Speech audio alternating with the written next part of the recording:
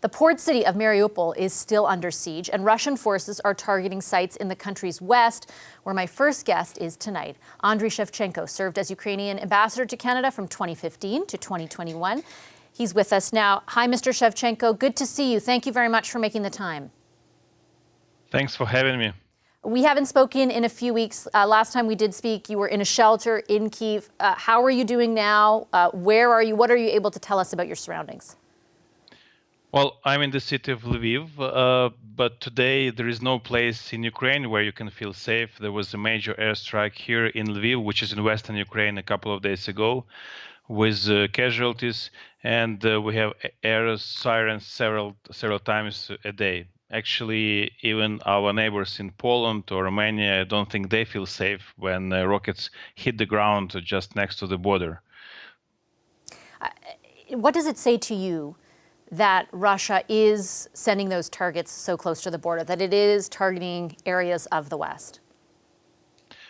Well, they have not been able to achieve their targets on the ground.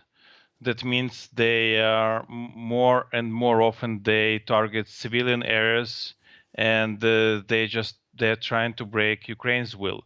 But when it comes to the border, I think it's quite obvious. It's their message to the world and to the West.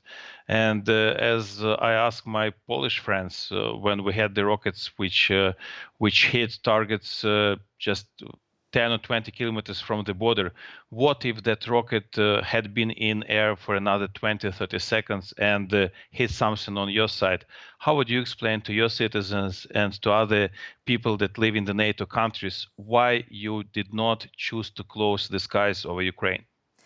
Let me ask you about that issue, because we've spoken now a number of times, and other officials in Ukraine as well have made, specific asks of Western countries, and one of them is closing the skies over Ukraine which amounts to shooting down Russian aircraft or other weapons from Russia in order to protect Ukraine. You know that so far the West has said that would be too escalatory. There have been some suggestions, though. What about designating certain corridors, humanitarian corridors, and even sending in UN peacekeepers to protect those? What are your thoughts about that? And primarily, what more does Ukraine need if you put aside for a second the request for a no-fly zone? We insist on those no-fly zones for humanitarian purposes, not because of our stubbornness. It's not how we are going to win the war, but this is how we are going to protect civilians right now, and this is how we can secure those humanitarian corridors. And we believe that it's not lack of means, it's really lack of courage. And of course, everyone does not want to see this war become a global war, but it's already a global war. And I do not want to say scary things, but I think it's quite obvious that direct clash between Russia and NATO is inevitable. And if we want to stop this, we need to act right now together. And right now, we need this again to limit civilian casualties on the ground, and we should find some flexible solutions.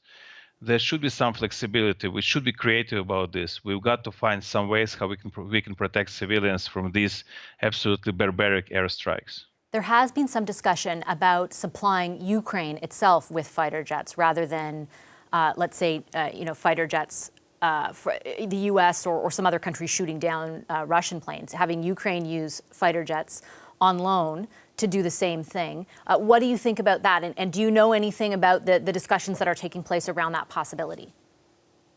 Well, we are happy that these discussions are happening, and I should say it's not just discussions. There are very specific actions which already help us to close the sky, but it's not enough as of the moment.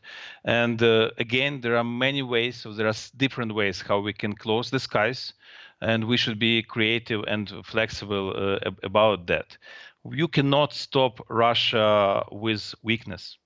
The only way you can stop Russia is to be strong and to be very precise in finding the right ways how you can stop Russia. You said a few moments ago that you think a clash between Russia and NATO, a direct clash, is inevitable. Why do you think that? Putin will stop only where we stop him. And if you follow what is happening inside of Russia, I think they have got to a very high point of anti-Western hysteria and xenophobia.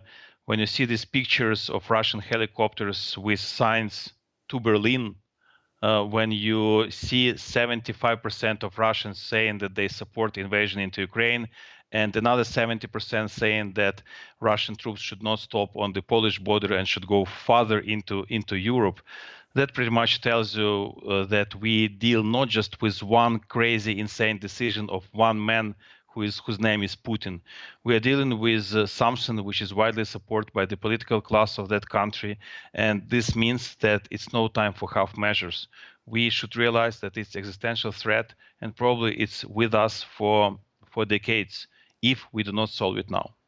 Do you think that leaders from Western allies are seized with that, are convinced of that, and your message to them on the heels of or on the cusp of their meeting in Brussels in just a few days?